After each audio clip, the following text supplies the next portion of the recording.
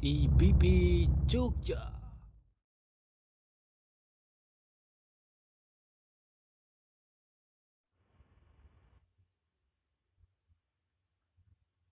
Hari ini kita akan belajar tentang vocabulary. Dan pada pelajaran pertama kita akan belajar bagaimana kita melafalkan atau mengucapkan kata yang sering kita sebut dengan vocabulary yang sesuai dengan ejaan Inggris yang dipandu oleh seorang native dari United States.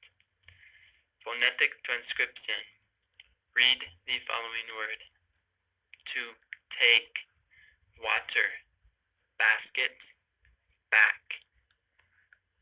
Empat kata ini masing-masing mengandung huruf A, tetapi keempat ucapkan keempat huruf A itu berlainan. Do, soon, blue, blue, through. 5 kata ini masing-masing berbunyi, tetapi huruf untuk kelima bunyi itu berlainan. Ucapan kata-kata Inggris kerap kali berlainan daripada tulisannya. Karena itu, untuk menunjukkan bagaimana suatu perkataan diucapkan sering dipakai tulisan lain yang disebut tulisan fonetis. Dengan tulisan fonetis, suatu huruf selalu menunjukkan satu bunyi yang tertentu.